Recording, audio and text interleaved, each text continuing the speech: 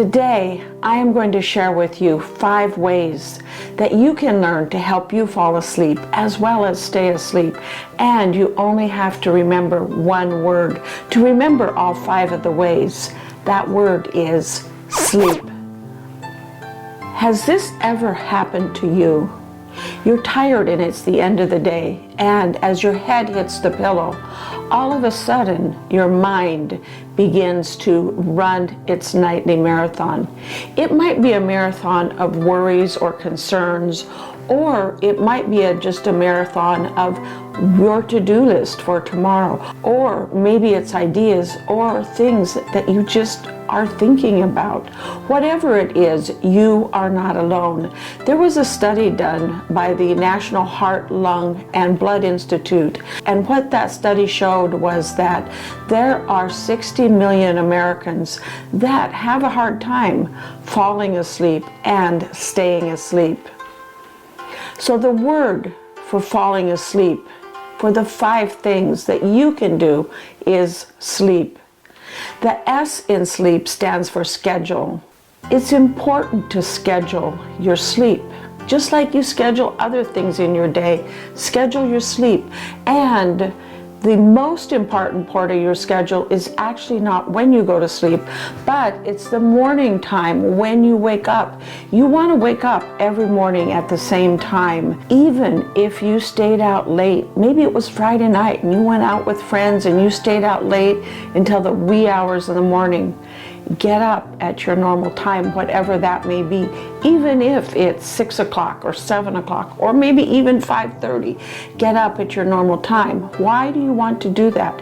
You want to do that because your body has an internal clock that will determine your sleep schedule. It's called your circadian rhythm, and that internal clock is set internally by what time you wake up every morning.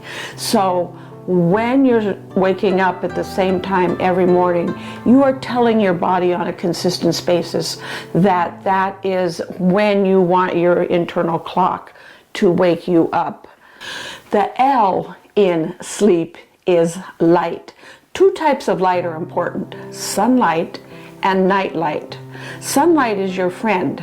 Night light is not your friend. When you wake up in the morning, your eyes have special cells called melanopsins. Melanopsins are those cells in your eyes that are sensitive to light, and when those cells are hit by the photons of the sunlight in the morning, they send an electrical signal to the pineal gland, which is deep within the brain. And the pineal gland is important because it is what makes melatonin. Melatonin is your sleep hormone, as you probably know.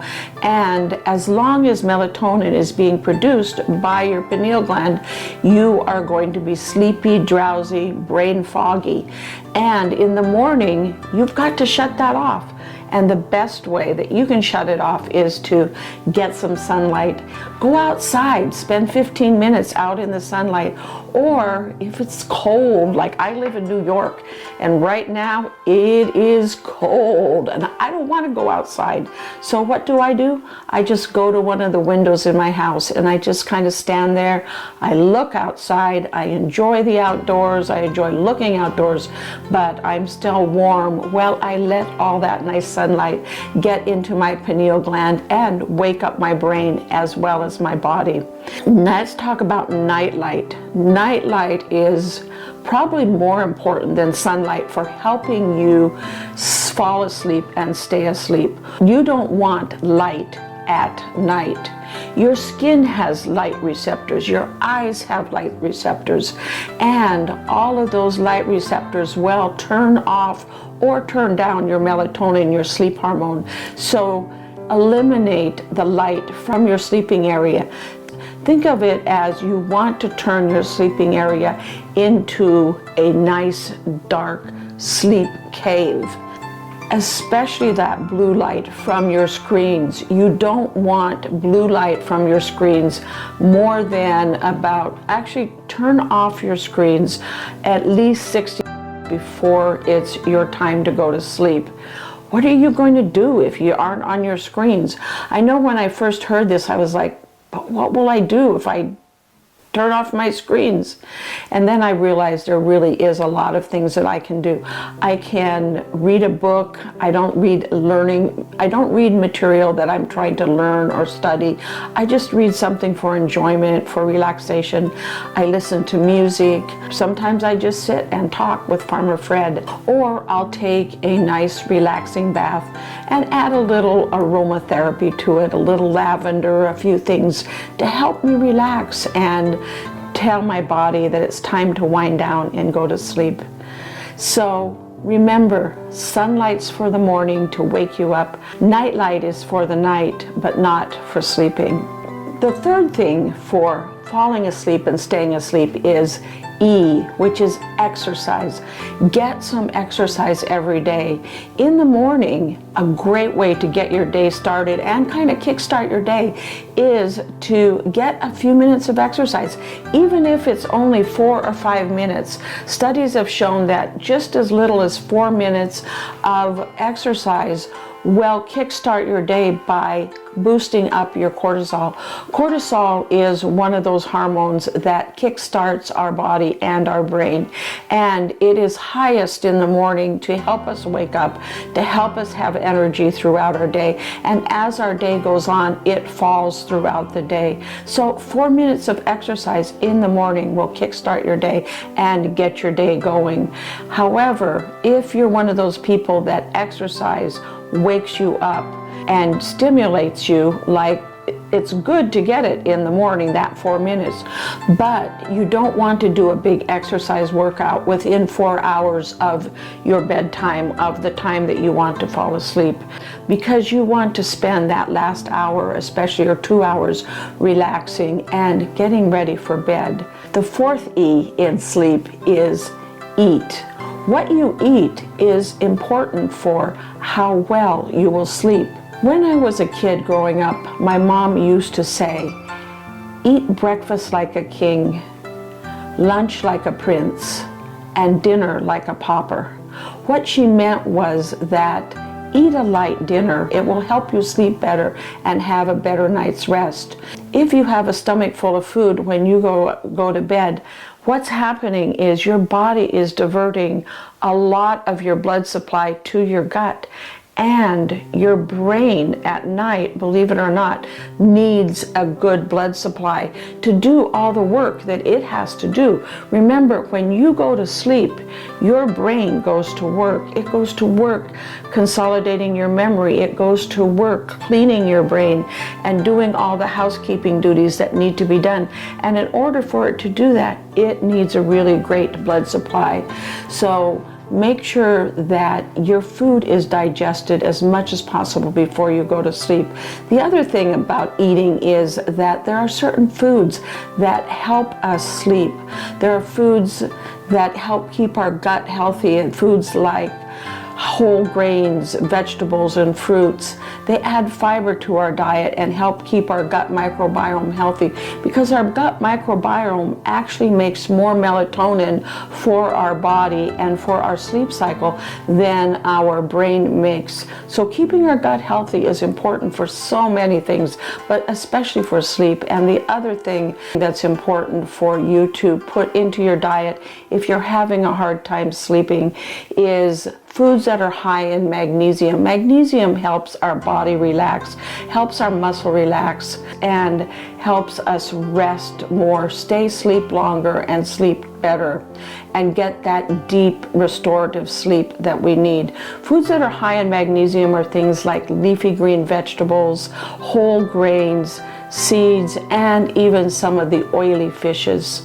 So put those in your diet if you're having a hard time sleeping. And the fifth letter in sleep is the letter P. P stands for ponder or meditate. Before I go to sleep at night, I like to take a few minutes to review my day, to ponder about my day. And as I think about my day, I like to remind myself to celebrate the things that I did right. We have this tendency to kind of beat ourselves up at the end of the day, thinking about maybe the things that we wish we'd done better, or something we had said that we wish we hadn't said. Instead of getting down on ourselves, and getting caught in that spiral of anxiety and worry right before we go to bed. Think about those things that you did right and celebrate that, and remind yourself of all of the things that you did well. It's okay to also think about some of the things that you wished you had done a little better or a little differently, but balance it and end it with the things that you did well. And then what I like to do is I like to take maybe 15 or 20 minutes to just do a quick relaxing type of meditation. As we meditate, our brain waves actually change from awake brain waves, which is beta brain waves, to that next set of brain waves, which is alpha, which is that between falling asleep and being asleep. Our brain is in alpha brain waves, and then once we go into sleep, especially deep sleep, our brain waves drop down into the delta range. And as I meditate, I just let my brain waves wander down into that delta range. And once they hit the delta range, quite often I just fall asleep. So give it a try. There's a number of different meditations out there that you can use. Some of them are just music, and some of them are talking, and some of them are specifically for a nighttime or evening meditation. So it's easy to remember the 5 things that you can do to help you fall asleep faster and stay asleep. Just remember the word sleep. S, schedule. L, light. E, exercise. E, eat. And P, ponder. Don't let exhaustion age your brain prematurely.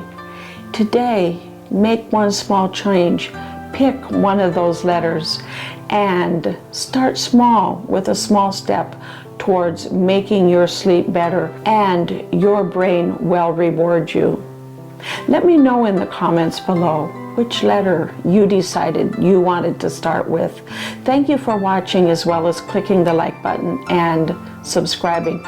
Also, don't forget to sign up for notifications so that you will know when we post our next video. For more information, go to growwithdrjonette.com, and we'll see you next time.